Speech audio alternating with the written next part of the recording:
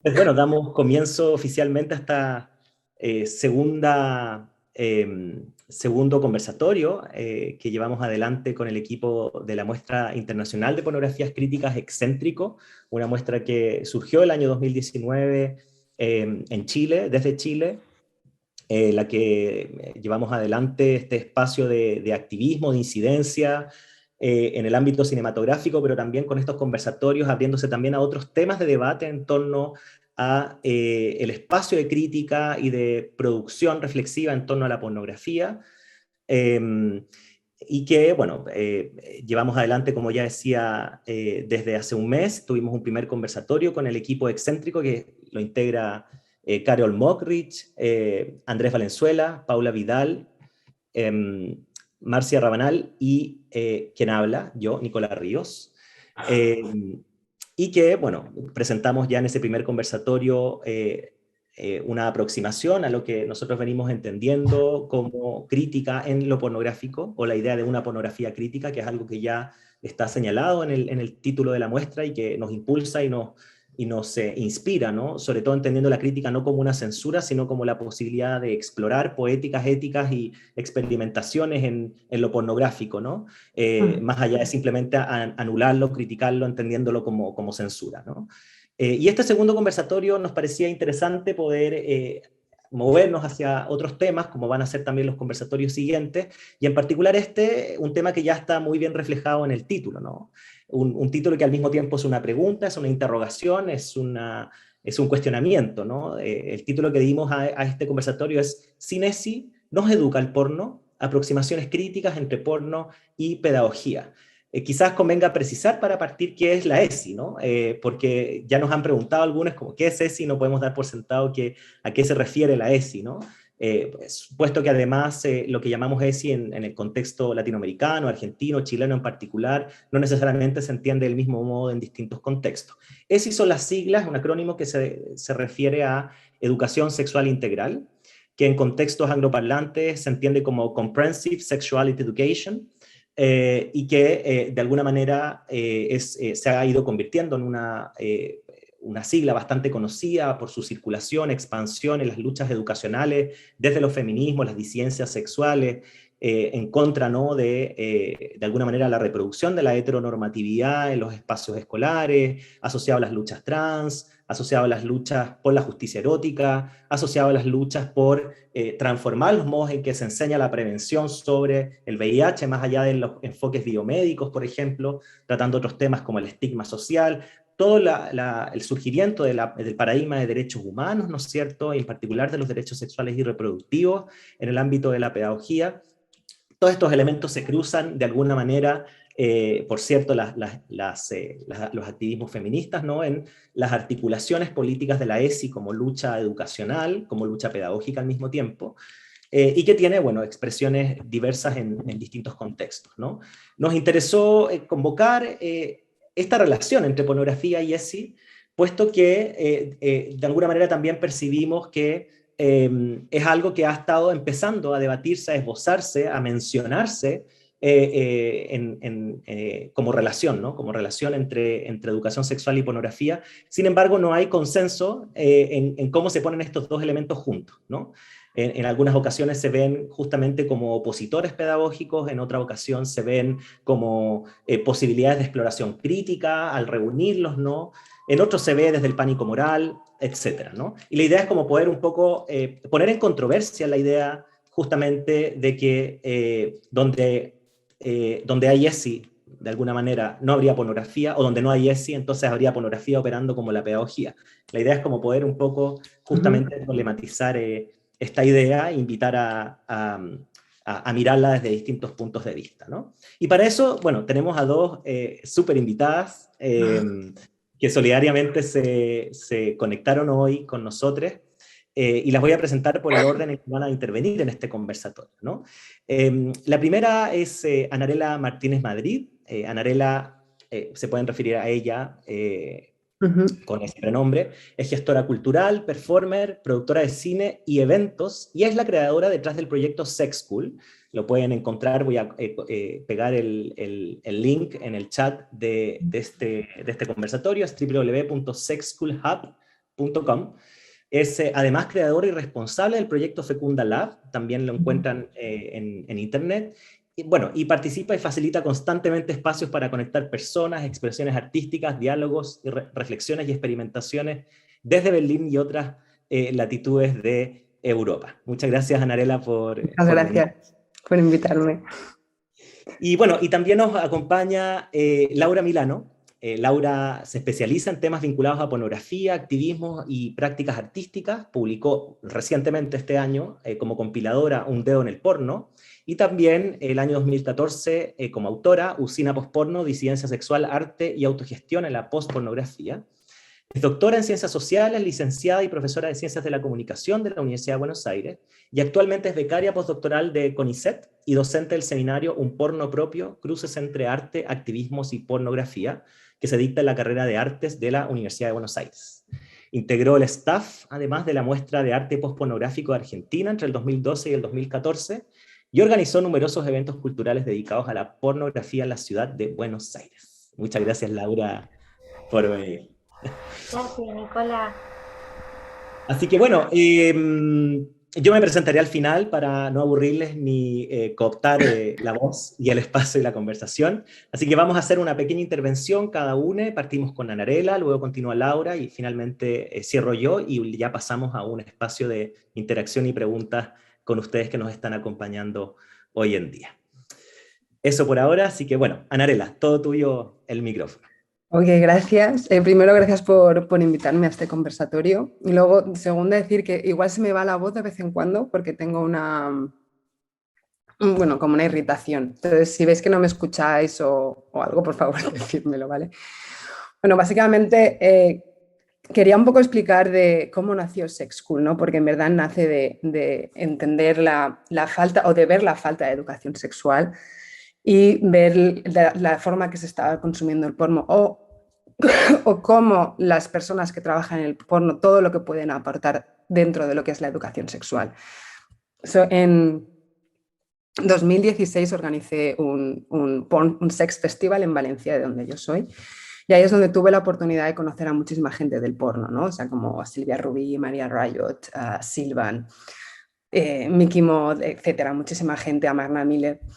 Y fue como por fin la primera vez que yo también me di cuenta que yo podía ser yo, o sea, que podía hablar con estas personas sin ningún tabú, que me sentía como en casa, o sea, que muchas de mis fantasías sexuales, mis deseos sexuales, que igual sí que podía haber hablado con mis amigues y tal, pero era diferente, ¿no? También la forma de entender las relaciones y todo, fue como una liberación, ¿no? Fue de, ostras, esta gente a mí me encanta y quiero de verdad poder hacer algo con ellas.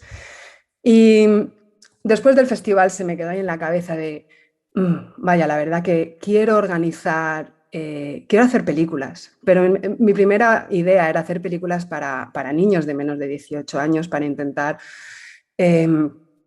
para que entendieran, uno, qué es la sexualidad, qué es el sexo, qué es el género, ¿no? O sea, para que se pudieran identificar y a la vez que supieran si alguien estuviera abusando de ellos, ¿no? Esto me viene de mí, abusaron de mí cuando era niña, entonces es como una lucha que tengo interna. O sea, no soy muy teórica, pero es como yo lucho por intentar conseguir, que creo que es right, no como a veces me mezclo con el inglés.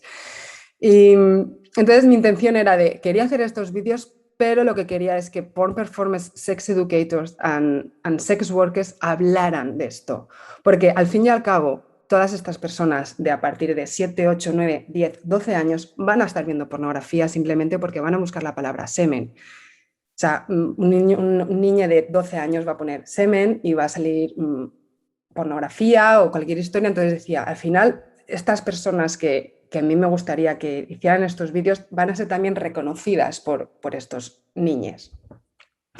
Total, que eso se quedó ahí la idea y no había dinero y dije, bueno, pues voy a hacer mi proyecto Fecunda Lab, que era un proyecto de normalización de la pornografía, donde creaba eventos para poder hablar y enseñar diferentes tipos de pornografía, desde mainstream hasta, o sea, pero todo hecho de una forma ética, ¿no? Feminist porn, ethical porn, post-porno. Entonces, así crear una discusión. ¿Qué pasó cuando empecé a crear esta discusión? Que me di cuenta que en verdad estaba bien que nos educáramos a nosotros mismos, o sea, las personas adultas, porque nos faltan muchísimas partes, muchísimas formas de entender el consentimiento o las prácticas no normativas o de entender que el sexo no es simplemente el pene dentro de la vagina, ¿no? O sea, que el sexo son muchísimas más cosas. Entonces, a partir de ahí, yo ya empecé a trabajar también en el porno, tanto como performer, bueno, sí, como producer, y seguí conociendo a toda esta gente. Y hubo un momento que me cayó con un ángel del cielo, que es mi socio ahora mismo de Sex School, que viene de un background, él es egipcio y también tiene como un montón de problemáticas de que quiere cambiar de la forma de educación sexual en su país, de género, un montón de historia. Entonces nos juntamos y le dije, mira, yo tenía esta idea que era para niños, pero creo que vamos a empezar a... Suena como un poco fuerte decir, vamos a reeducarnos, ¿no? Vamos a decir esto. ¿Y quién quiero que nos reeduque? Pues las personas que saben más de todo esto, que son los performers, los sex workers. Entonces, a partir de esto, creamos Sex School y creemos que ahora mismo tenemos un producto que estamos in between pornography and in between sex education. O sea, cuando queremos ir a un campo más de educación sexual, enseguida, o sea, hay plataformas o personas que nos acogen con los brazos abiertos, en plan, esto es lo que se necesita, porque nosotros las clases que damos de educación sexual, primero son desde un punto de vista real, ¿no? O sea, poniendo los problemas que suceden de día a día, tanto de celos, de emociones. Intentamos evitar completamente esta parte de good sex, bad sex, ¿no? Es más la forma de comunicarnos. ¿No? Hay millones de plataformas de educación sexual que se basan en lo bueno y lo malo, los tips and tricks. Nosotros intentamos evitar todo eso, sino lo que queremos es decir, somos personas, las personas somos de formas diferentes, tenemos gustos diferentes, somos cambiantes y entonces queremos que los demás se relate, ¿no? Como a lo que está sucediendo. Y entonces mostramos una charla y luego la parte explícita, ¿no? Entonces, aquí es donde mucha gente se nos tira encima diciendo, esto es pornografía, por Dios, y es de, bueno, pero es que con la pornografía podemos aprender, ¿no? O sea, con la pornografía puedes aprender desde o sea, body positivity, ¿no? Diferencias de cuerpos, de razas, te puedes aprender o sea, a entender tus fantasías, tus deseos, puedes aprender tantas cosas que no entiendo por qué lo tenemos que poner siempre como, o sea, lo tenemos que censurar, cuando en verdad puede ser una herramienta buenísima para la educación sexual que se implante en colegios más avanzados y no solo poner esta educación sexual en los colegios, sino también las familias, los padres, que puedan hablar de todo esto. No sé, o sea, es un poco... O sea, para mí la educación sexual y la pornografía tendrían que ir de la mano, pero primero tendríamos que definir exactamente qué es la pornografía. Hay que hablar pues las jóvenes generaciones, no explicarles cuál es la intención, qué es lo que están viendo, ¿no? Qué tipo de pornografía y también saber, o sea, desde mi punto de vista, antes de utilizarlo como educación sexual, sino mirar quién lo ha producido, quién está actuando, cuál es el fin de todo esto. O sea, si de alguna forma todos nosotros nos juntáramos y pudiéramos abrir este campo, yo creo que la pornografía perfectamente podría ser parte de la educación sexual, pero nunca la pornografía, desde mi punto de vista, a solas, sin ninguna base detrás, podría ser la educación sexual propia. No sé. ¿Me queréis decir Muchas algo? gracias, Narela. Es súper interesante. O sea, y están las tantas preguntas, ¿no? Yo te escuchaba y pensaba, bueno, ¿quién puede educar entonces en sexualidad cuando aquí hay una puesta en juego que pone precisamente no a docentes necesariamente, sino que reivindica justamente a les trabajadores sexuales, educadores sexuales, porn performers? Es súper interesante. Eso es un debate súper recurrente en educación sexual. ¿A quién le corresponde hacer? ¿No? Porque también el discurso de la sexualidad está atravesado de alguna manera por una noción de expertise sexual que es muy Claro, propia de la modernidad también, ¿no? Como mucho tiempo fueron los profesores de biología, por ejemplo, ¿no? Pero aquí hay exacto. una apuesta súper interesante por otros sujetos, ¿no? ¿Y quién es el sujeto de aprendizaje? Cuando pensamos la educación sexual pareciera que la pensáramos solo en relación a niñas, jóvenes, y aquí tú hablas también justamente como del proceso de aprendizaje sexual como un proceso continuo a lo largo de la vida, ¿no? Y que también nos interpela a nosotros mismos como adultos, ¿no? Bueno, hay más cosas, pero después voy a volver sobre esto porque, bueno, hay muchas cosas súper interesantes. Así que quiero darle espacio a Laura para que puedas intervenir y bueno, así vamos avanzando. Muchas gracias, Anarela. Gracias. Bueno, en primer lugar, agradecerte, Nicola, y a todo el equipo de Excéntrico por la invitación, que les vengo del otro lado de la cordillera, porque para mí ustedes están del otro lado de la cordillera, aunque sé que están en distintos lados, les vengo siguiendo el rastro y me encanta el trabajo que hacen. Y también me tengo que declarar súper fan de Sex School, así que me adoro ese proyecto, es como súper lindo. Y para mí fue maravilloso encontrar esto que dice Anarela de que los capítulos tienen un bloque explicativo de clase y después más explícito. A mí me pareció maravillosa así como esa unión, ¿no? Eh, para nada, ¿cómo decirlo? Algo criticable que después venga el porno, o sea, que después de la clase venga el porno, sino que yo lo celebré muchísimo. Fue como, sí, y encima hay porno. Así que para mí es un placer compartir el espacio con ustedes. Me quedo pensando, o mejor dicho, me gustaría como comenzar pensando en el título de la charla de hoy, que trae una pregunta, pero que al mismo tiempo se basa como en una premisa o en un supuesto que circula, ¿no? Digo, que si sacáramos los signos de pregunta, ahí está la premisa sola y como el sentido construido acerca de, bueno, si no hay ESI, hay porno. Y a mí esa afirmación o ese supuesto me hace preguntarme muchas cosas, ¿no? Y celebro que lo hayamos puesto entre signos de pregunta. Porque ese supuesto para mí, en primer lugar, asume en primer lugar que hay un porno, ¿no?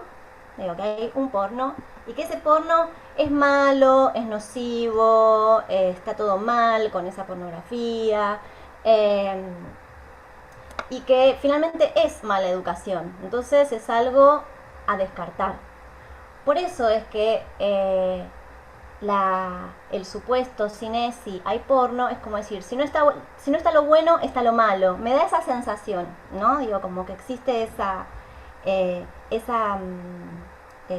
mirada acerca de la pornografía, de que primero es una y de que es toda mala, y que por lo tanto es algo a prohibir, a censurar, a correr a un costado. Y experiencias, bueno, como Sex School y muchas otras, primero nos demuestran que no hay una sola pornografía, hay muchas.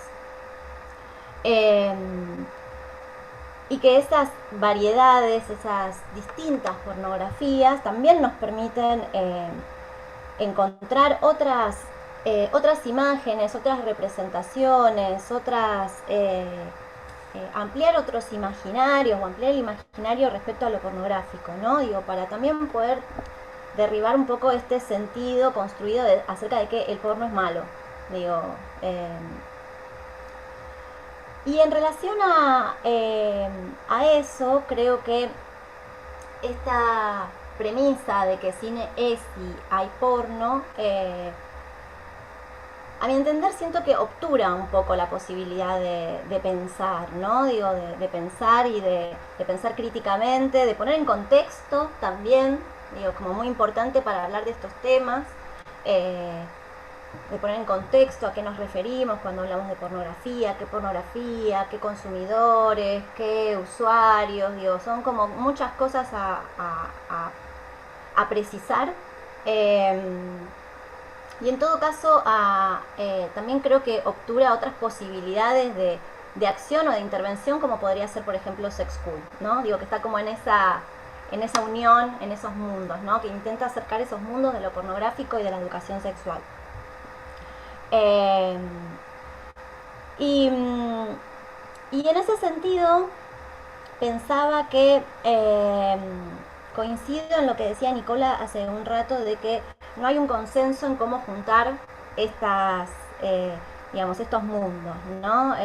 La educación sexual, todavía no entré a la educación sexual integral, ¿no? Digo, la educación sexual y el porno.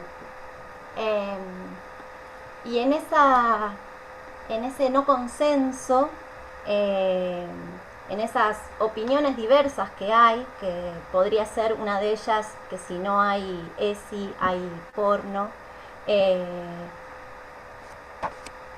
ahí es donde, a mi entender, yo encuentro como un vacío, ¿no? Digo, un vacío que es un desafío también, es un desafío, como una especie de vacío en relación a distintas cosas que están sucediendo y que están buenas y que tienen que ver con un montón de avances en materia de, ahora sí, educación sexual integral, pero también, por otro lado, en pornografías críticas, como decía Nicola en un principio, pero que son, digamos, distintas cuestiones que no se han cruzado tanto entre sí, ¿sí? Digo que todavía hay como ciertos huecos o puentes que no se han tendido, ¿sí? Creo que esta reunión es un puente también para pensar estas cuestiones, ¿no? Y las relaciones que se podrían establecer. Digo, para no seguir reproduciendo esa premisa o ese supuesto tan negativo en torno a la pornografía.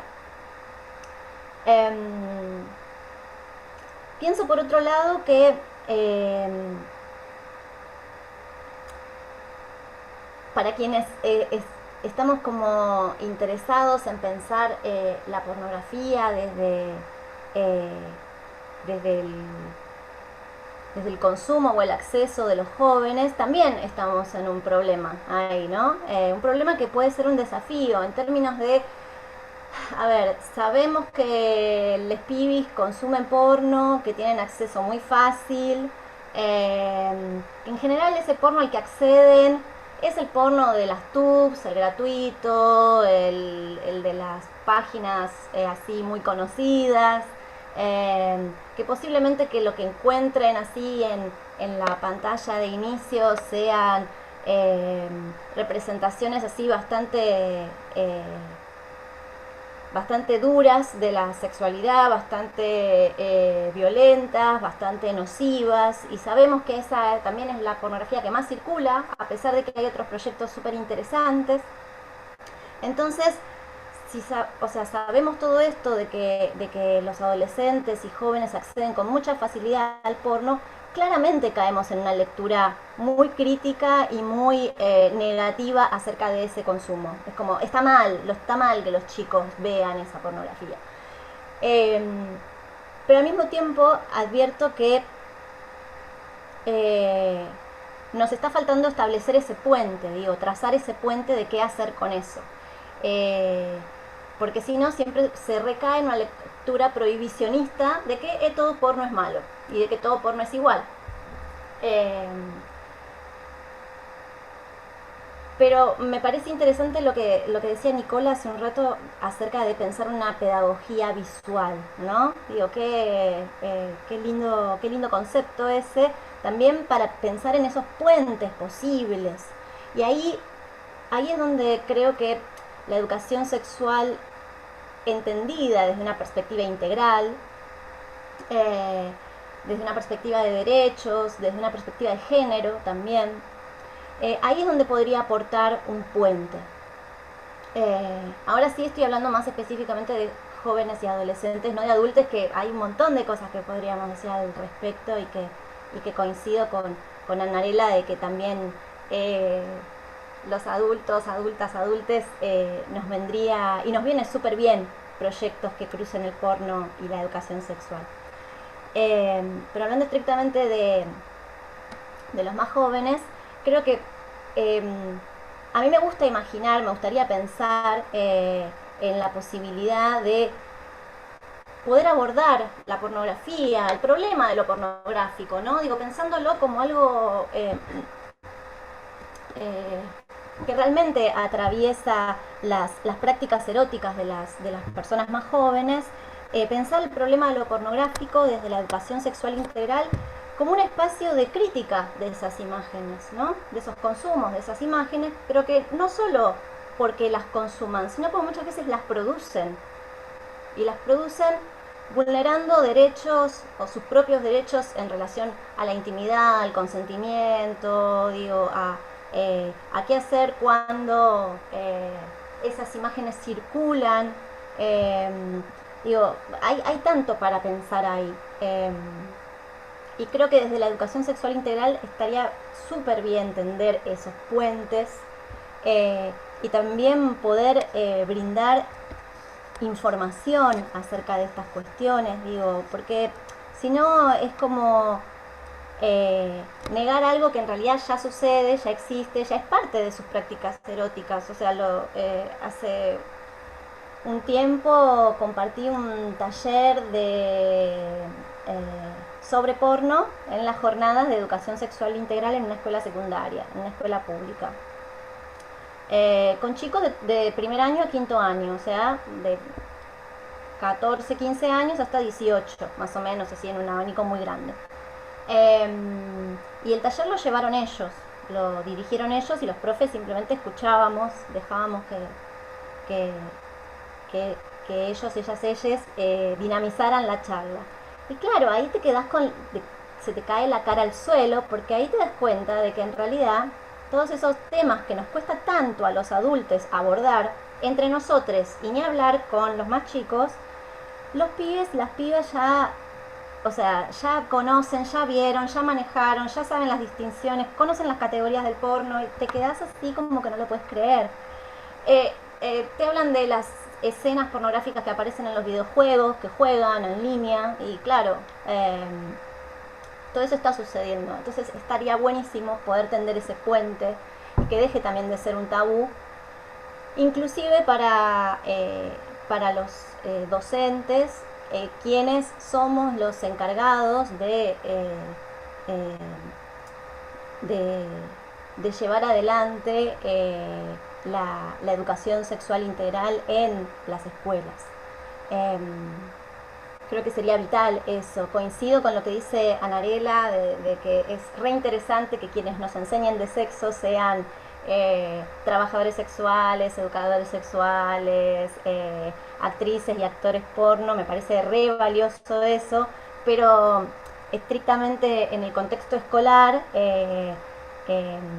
los docentes muchas veces se encuentran primero atravesados por sus propios tabús y sus prejuicios en relación a la sexualidad.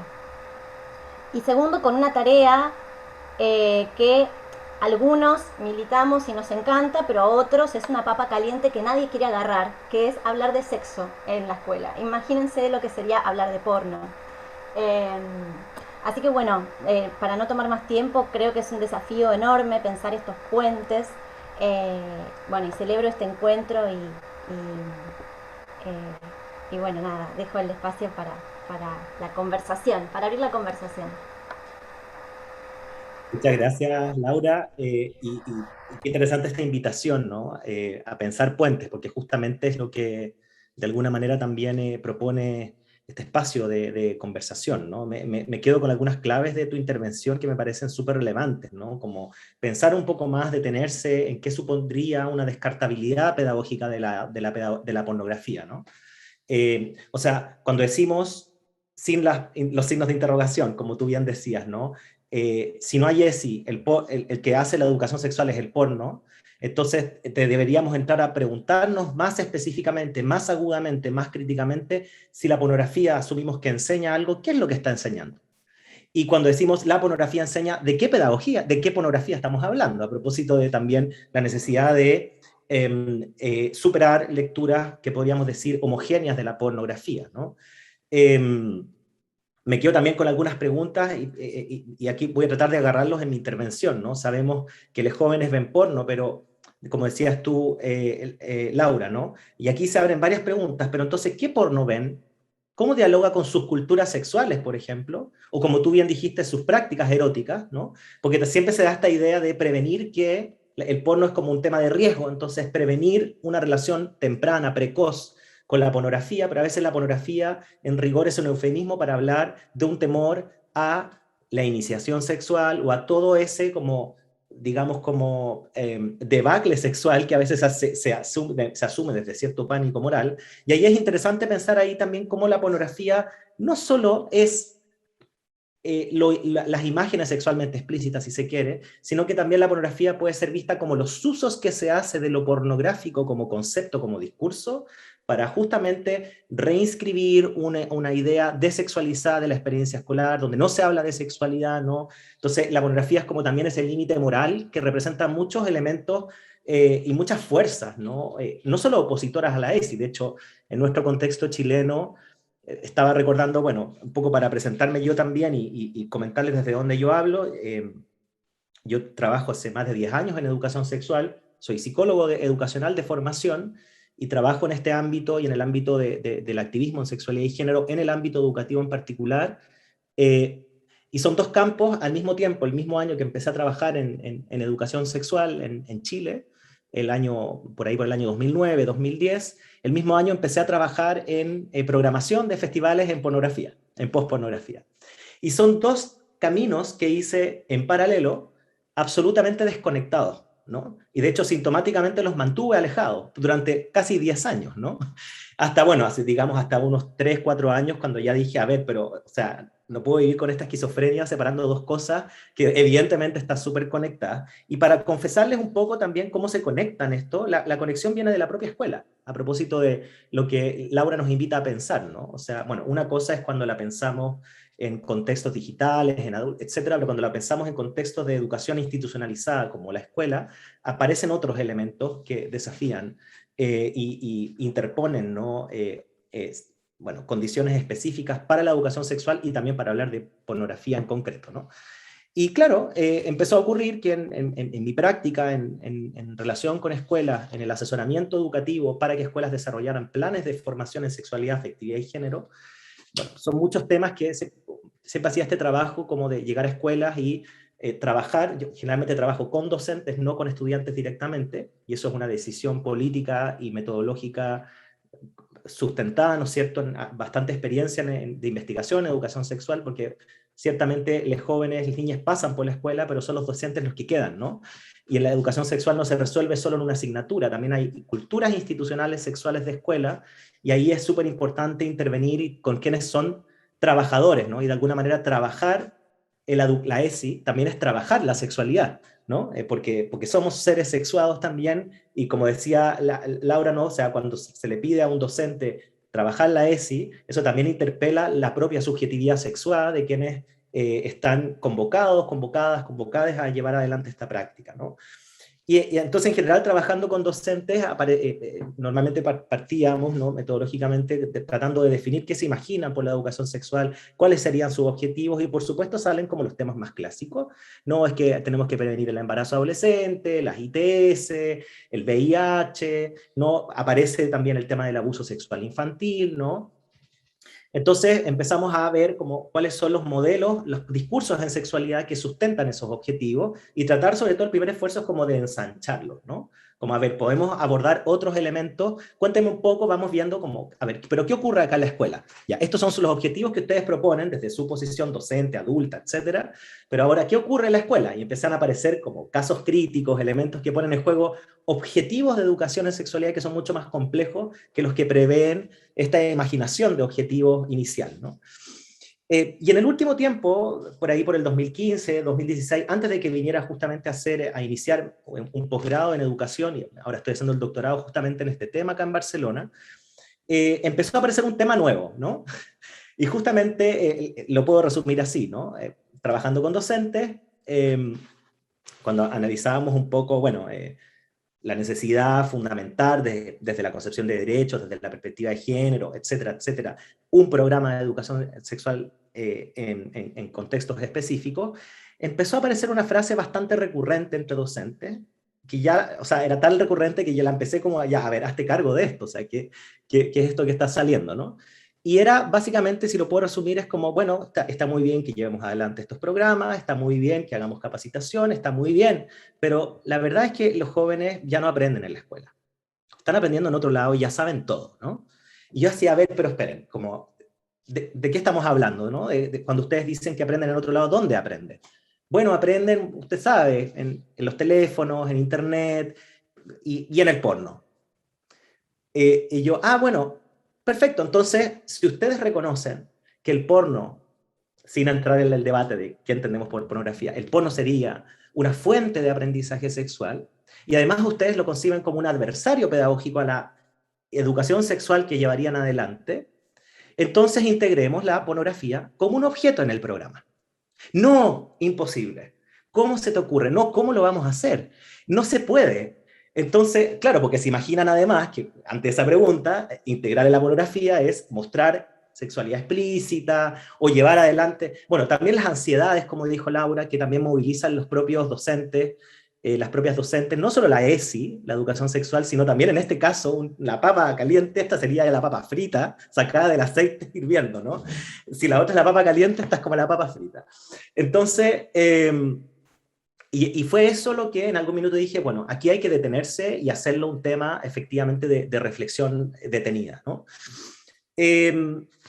Y para no alargarme, ¿no? Porque muchas cosas ya han sido dichas por Anarela y por Laura, ¿no? En los debates se suma a esto que la ESI deviene en Chile. Yo, como ya decía, trabajo en ESI, en educación sexual, desde el año 2009-2010, un año justamente que se sancionó una ley en Chile que de alguna manera empezó a instalar un poco más sistemática, de manera más sistemática la educación sexual en las escuelas del país. Pero a raíz de la insuficiencia de esa ley, la ley 20.418, se empezó a luchar y se empezó a articular, y esto muy nutrido, por cierto, por varios elementos de contexto, por una parte una tasa bastante aumentada, ¿no?, de infecciones de VIH en particular entre jóvenes de 14 a 25 años en Chile, lo que vuelve a instalar, así como el debate de la educación sexual, los debates por la despenalización del aborto por 3 causales, que también implica un abordaje pedagógico, o sea, que implica instalar el derecho a la autonomía reproductiva en las escuelas, por ejemplo, ¿no? Y al mismo tiempo... por cierto, la incidencia de las luchas por la educación no sexista, que se instalan fuertemente después del mayo del 2018, con los movimientos feministas en Chile, pero también a nivel, con una coincidencia con movimientos internacionales, ¿no? Entonces, claro, esto hace surgir un nuevo debate por una ley que efectivamente garantice el derecho a la educación sexual integral. Sin embargo, en la lucha por esa ley, justamente entre los argumentos que movilizan activismos en particular, ha salido este argumento de la educación sexual hoy la está haciendo el porno, a falta de que no tenemos ESI, no tenemos una ley, sin ESI a tus hijos los educa el porno, y salen como estas frases que justamente yo creo que necesitan ser problematizadas, ¿no?, para decirlo directamente. Necesitan ser problematizadas porque contribuyen justamente, vuelvo al caso de lo que decían los docentes mismos con los que uno trabaja en educación sexual, si se reconoce como un aprendizaje sexual no se puede entonces al mismo tiempo reificar no solo la pornografía, sino la descartabilidad pedagógica de la pornografía, ¿no? O sea, sería justamente hacer una ESI que termina desconectada de las propias prácticas que reconocemos de los jóvenes en relación con las fuentes de aprendizaje sexual que puedan estar fuera de la escuela, ¿no? Por tanto, yo abogaría efectivamente porque el modo en que imaginamos y defendemos la educación sexual integral efectivamente integra, entre otras cosas, también lo pornográfico como un elemento pedagógico relevante. Y en eso, y con esto cierro, creo que hay muchas claves que podemos encontrar de distintos... Aquí quiero compartir un poco, bueno, lo que ha sido solamente un esbozo de ciertas claves que vienen de la investigación que he estado haciendo en el doctorado, ¿no? De hecho, una muy notable es de hace menos de un año, ¿no?, y que involucra a Anarela en este caso y al proyecto Sexpool, porque se hizo de hecho en Turquía, ¿no?, un encuentro de educación sexual en el espacio digital, donde se convocaron muchos proyectos interesantes, activistas, educadores sexuales, para abordar este tema sintomáticamente como meses antes de la pandemia, donde todo devino digital, ¿no? Muy interesante, ¿no? Y que entre otras cosas se emitió un reporte técnico que se puede encontrar en la misma UNESCO, de los debates que distintos investigadores, investigadoras hicieron en relación a este tema y tocaron el tema específicamente de la pornografía. Y es muy interesante notar que si bien existe estas afirmaciones que circulan, al mismo tiempo existen reportes técnicos internacionales, incluso de agencias como la UNESCO, donde se le pone freno a esta afirmación y se dice, a ver, detengámonos porque si es que la pornografía enseña algo, no hay consenso de qué es lo que enseña.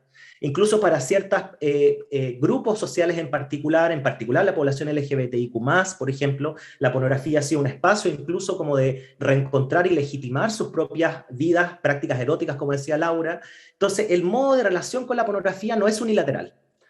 Si puedo resumir un poco algunas de las ideas claves de ese reporte técnico, que es muy interesante. Yo creo que, sobre todo, así como Laura dijo, hay una necesidad irrelevante tender puentes, ¿no? Creo que también es muy relevante detenernos en hacer una investigación sobre esas afirmaciones antes de afirmarlas así sin más, ¿no?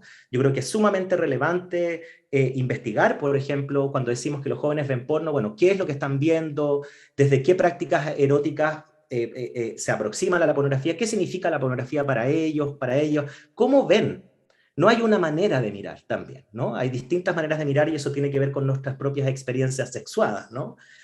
Y como decía, yo creo que ahí hay una primera clave que me parece súper interesante y que justamente viene de los estudios críticos, los estudios visuales críticos, ¿no? La idea de desnaturalizar la mirada, no hay una mirada natural, no hay una, incluso a veces se habla de la mirada masculina, de la mirada femenina, y a veces también en esos modos de comprender los regímenes de expectación, de relación con las imágenes, a veces reivindificamos también binarios que tienen que ser problematizados nomás. Entonces, bueno, ahí es súper interesante, yo creo, detenerse en esta idea, que yo creo que a propósito de los supuestos que mencionaba Laura, también hay un supuesto de que la pornografía enseña cosas que luego son imitadas, ¿no? Hay una suerte como de idea de dictado sexual, ¿no? De que los jóvenes repiten lo que ven. Y creo que también eso necesita ser problematizado a propósito de la desnaturalización de la mirada, ¿no? También hay, desde los estudios críticos pornográficos, también hay muchas claves interesantes, ¿no? Laura ya las dijo muy bien, ¿no? O sea, no hay una pornografía. La pornografía debe ser investigada en sus usos, ¿no? Cómo se usa la pornografía a veces para imponer límites morales de lo que puede ser o lo que no, de la sexualidad que imaginamos, ¿no es cierto? Y en ese sentido, de hecho, mencionar, ¿no? En Chile, en debates públicos sobre la ESI, se ha justamente contribuido a frenar la ESI por considerarla demasiado pornográfica.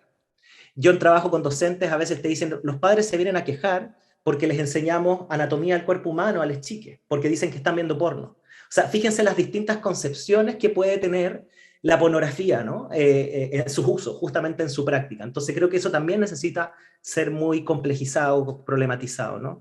Y por último, por cierto, desde las pedagogías queer y feministas, ¿no? Yo creo que aquí hay muchas claves que podemos encontrar, sobre todo en esta noción de aprendizaje sexual que a veces se presume de una pornografía nociva y que se opta por que no se haga, de que la pornografía no se vea, ¿no? Y a veces detrás de eso hay una intención de normalizar la sexualidad también, de que ciertas prácticas en concreto no se logren legitimar en la vida sexual de las personas, ¿no? Y hay una idea detrás de eso, puede ser también de una idea heteronormativa de la sexualidad, de la que la sexualidad solo puede ser amorosa, solo puede ser en un contexto, ¿no? Como idílico, ¿no? Y a veces también lo que hacemos no es perfilar un imaginario sexual a través de la crítica a la pornografía, que también esconde parte de esos procesos, ¿no? Yo con eso me callo ya porque ya dije varias cosas, pero bueno, podría seguir comentándolas y tenemos algunas preguntas que me gustaría, bueno, aprovechar partir por ahí, ¿no? Porque son preguntas que nos hacen directamente a nosotros tres, ¿no? Y una primera que va directamente a Narela, ¿no? Dice, ¿cuáles son los temas que han abordado en Sex School? Alguien pregunta, perdón, a la pasada si esta clase queda grabada, gracias por llamarle clase. Pero sí, va a estar registrada y la vamos a subir al sitio web de Excéntrico Fest. Y bueno, de pedagogías diferentes, sí, por cierto. Pero partamos por la primera pregunta para Narela. Gracias. Ahora mismo hemos hecho simplemente 12 películas y estamos intentando partir de lo que es la base, ¿no? Tenemos como un tema de consentimiento, sexual health y sexualidades. Después hablamos como lo que es la iniciación al BDSM, squirting, y hablamos también, tenemos 2 episodios sobre pornografía, ¿no? Cómo entendamos la pornografía, y un segundo episodio de cómo ver la pornografía con tu pareja, ¿no? Y después ya los episodios explícitos tenemos para hacer tríos, besos, ¿no? La importancia del beso, digamos, hookups, ¿no? Como una primera noche con alguien. Y después tenemos 2 episodios de pleasure mapping, ¿no? Cómo enfocar el slow sex o el sexo. Aquí lo hemos hecho también hemos hecho un pleasure mapping corporal e hemos intentado evitar lo que es genitalia y llegar al orgasmo, sino para disfrutar el sexo de otra forma. Yo colgué ahí, colgué en el chat para las personas, voy a volver a colgarlo por el que se unieron después, el link de Sex Tool Hub. Danke. Así que lo vuelvo a colgar ahí para quienes les interese, quieran suscribirse o recibirse en los newsletters, que son súper interesantes. Muchas gracias, Nicolás. Sí.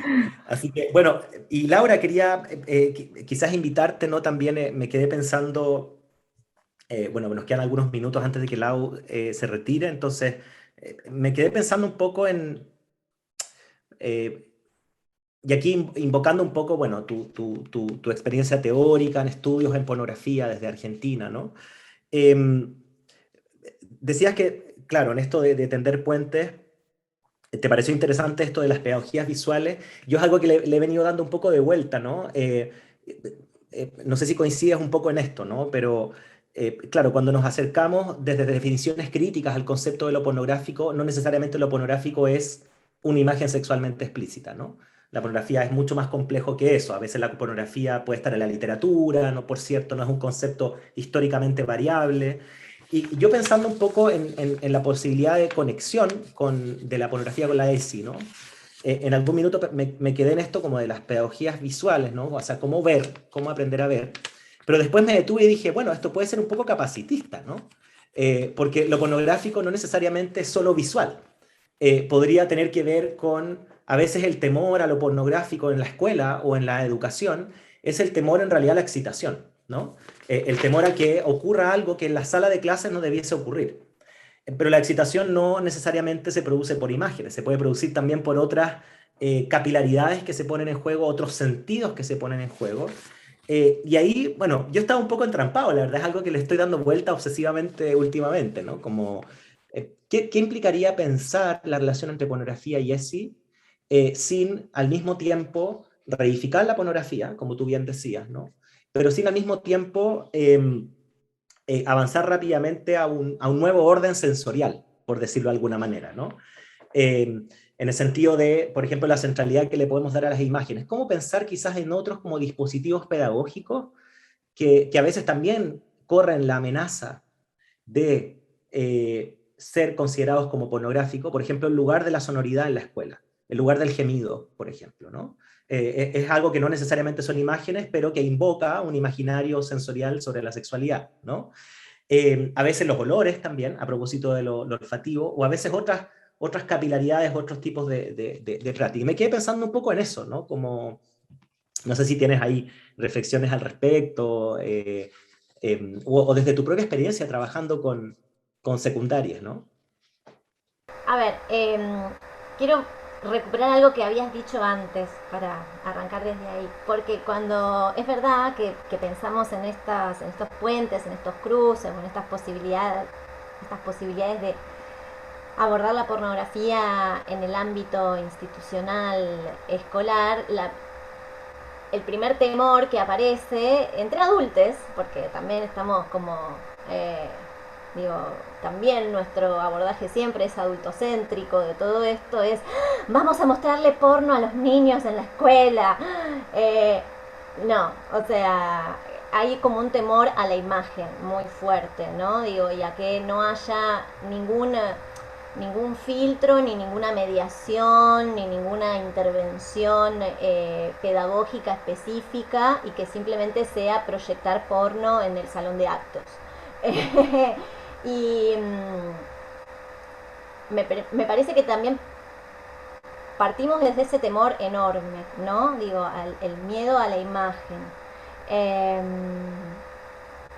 Cuando, volviendo sobre lo que contábamos antes, la imagen está acá, Tipo, no hace falta ponerla en el salón de actos al lado no sé, de una pantalla, o sea, no hace falta ponerla en una pantalla grande, ya está acá. Eh, pero aún así persiste ese temor, ¿no? Entonces, como si la única posibilidad de abordar la pornografía sea desde la imagen misma, ¿no? Porque también hay toda una construcción acerca de que el porno es imagen. Eh, o principalmente lo que entendemos por pornografía es imagen explícita del sexo, ¿sí? Eh, y en ese sentido, ahí se pone muy complejo, digo, porque es como cómo imaginar, digo, cómo primero atravesar ese temor y cómo imaginar otros modos de intervención posible, para, digamos, para poner en discusión lo pornográfico. Coincido en lo que vos decís acerca de que también no es solo lo visual, sino también lo sonoro, eh, pero yo creo que fundamentalmente, y esta es una apreciación personal, ¿no? Digo, fundamentalmente el temor es el temor a la imagen. Eh, es el temor a la imagen y a poner en discusión la imagen, pero yo creo que fundamentalmente es importante poder hacerlo. Lo que tenemos que pensar, y ese es el desafío que nos toca a quienes estamos ahí, es a generar estrategias pedagógicas para poder llevar a cabo esa discusión sobre la imagen. Por eso quería como traer a colación esto que les conté antes acerca de cuando estuvimos en un taller y fueron los propios estudiantes, les estudiantes, quienes querían discutir sobre este tema, lo que hicieron también para discutirlo fue traer imágenes de los videojuegos, que a mí jamás se me hubiera ocurrido, ¿no? Digo, porque tampoco habito ese mundo, ¿no? Digo, tampoco conozco las imágenes que circulan por ahí, y evidentemente ellos leían esas imágenes en clave pornográfica y las quisieron traer a discusión para con chicos y chicas de la misma edad. Entonces yo creo que es justamente ahí hay como un puente que digamos, una estrategia que inclusive la crearon ellos mismos acerca de cómo hablar del porno sin mostrar explícitamente una página, un Pornhub o cualquiera de esas, ¿no? Digo, como cómo también abordar la imagen desde otras también producciones culturales que consumen, que usan los chicos y las chicas, y que también son leídas en clave, o que también podríamos leerlas en clave pornográfica y hacer una crítica sobre eso. No respondí para nada a tu pregunta. Pero bueno. No, pero está buenísimo porque me quedaba pensando, bueno, para poner en relación lo que estabas diciendo, Lau, con algunas preguntas que están justamente ahí, ¿no? Eh, yo creo que efectivamente se da, o sea, no podemos negar de alguna manera, ¿no es cierto?, cuando se dice pornografía, qué es lo que la gente tiende a entender como pornografía, ¿no? La pornografía es una construcción histórica, es cierto, la podemos leer de distintos puntos de vista, pero cuando a uno se le dice a los docentes ESI, haciendo en un contexto de ESI, por ejemplo, ¿no? Pornografía, van a pensar en imágenes, efectivamente, ¿no?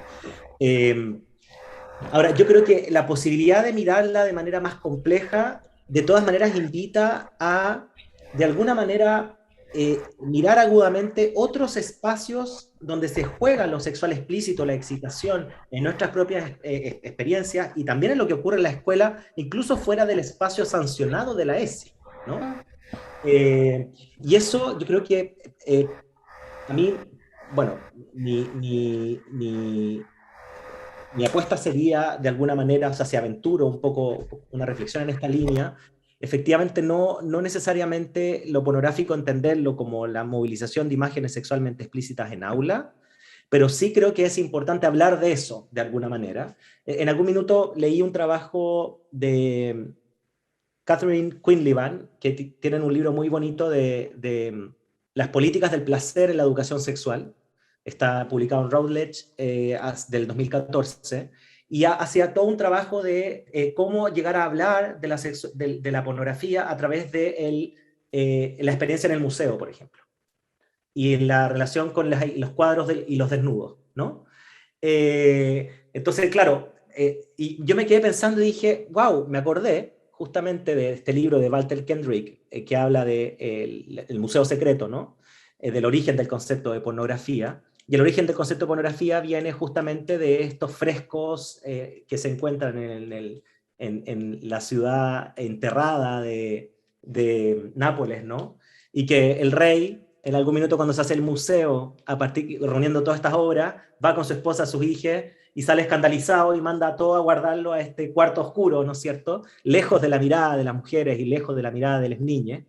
Y yo me quedé pensando y dije, claro, en la actualidad las niñas y los jóvenes van a hacer expediciones a ruinas donde se ven frescos y desnudos. Y, entonces, claro, y de representaciones pictóricas o en esculturas, ¿no? De prácticas sexuales, ¿no? Entonces, ahí me parece súper interesante cómo pensar la mediación entre la imagen y el sujeto, ¿no? Y cómo pensar también críticamente ahí qué es el efecto, que nunca es unilateral, de alguna manera. O sea, la relación entre lo que la imagen muestra no necesariamente se repite, porque esto mismo lo podemos pensar en la relación con los videojuegos, trayendo el ejemplo que tú mencionaste, Laura, ¿no? Esto que ocurre con la pornografía ocurre muy frecuentemente también con los videojuegos que tienen armas, por ejemplo, ¿no? Se asume que la gente, porque juega videojuegos con armas, devendrían personas violentas, ¿no? Y no necesariamente es así. Entonces hay ahí también como algo que analizar, yo creo, la mediación entre las imágenes y la subjetividad, la ética sexual de las personas, que yo creo que es un trabajo pendiente, ¿no? De análisis, de investigación y de reflexión, ¿no? Perdón, estamos en la hora y hay un montón de preguntas que están en el chat, pero bueno, Laura nos advirtió que tenía que retirarse ahora, entonces vamos a hacer lo mismo que hicimos con el conversatorio anterior, eh, que es básicamente invitarles a que nos escriban al correo de hola@excentricofest.com. Yo voy a copiar de todas maneras las preguntas, porque lo que hemos estado haciendo en los conversatorios es justamente recopilarlas para poder ir ofreciendo respuestas a través de las redes sociales también. A veces no podemos hacerla en vivo, pero ir generando como contenidos para difundir, ¿no? Y expandir un poco los espacios que pueden limitarse en tiempo aquí, pero pueden continuar en interacción en otros escenarios. Así que, bueno, yo voy a ir cerrando por respeto al tiempo y agradeciendo la participación y la asistencia, ¿no es cierto?, de Anarela desde Berlín y de Laura desde Buenos Aires. Y nada, dejar estos espacios por si quieren tomarse un minuto para algunas palabras de cierre y ya nos despedimos. Quizás tú, Lau, que tienes más... Ay, bueno, nada, agradecerte de vuelta el espacio y a Narela también a acompañar acá el conversatorio y hacer un proyecto tan bello como Sex School, a todos los que se conectaron, que también veo así algunos nombrecitos amigos. Muchas gracias por estar acá acompañando la charla. Gracias, Nada, Laura. muchas gracias a todos por escucharnos y ha sido un placer poder también hablar con vosotros dos. Me ha encantado todo lo que habéis dicho y pues no sé, da que pensar y tenemos que seguir haciendo lo que hacemos. Así es, seguiremos. Bueno, lo dejamos hasta aquí entonces. Muchas gracias a todos por venir, por participar, por permanecer. Y como ya decíamos, vamos a dejar el registro de este conversatorio a disposición en nuestro sitio web. Lo vamos a subtitular además, así que va a estar disponible ahí también. Lo vamos a subtitular al inglés en particular. Así que nada, bueno, nos vemos el próximo segundo miércoles del mes de noviembre para el siguiente conversatorio. Y recordarles a quienes están aquí, solo por si acaso, que tenemos una convocatoria abierta para la convocatoria nacional, en particular de cortometrajes, videoclip, obras de pornografías críticas, que están las bases de nuestro sitio web www.excentricofest.com. Hasta el 31 de octubre estaremos recibiendo material, así que si hay personas que quieran animarse a enviar algo, está ese espacio. Así que sin más, muchas gracias Narela, muchas gracias Laura, muchas gracias a todos y nos seguimos viendo por otros espacios virtuales o presenciales que esperemos que vuelvan y retornen con más fuerza prontamente. Un beso, Un que estén beso. muy bien. Gracias. Chao, chao.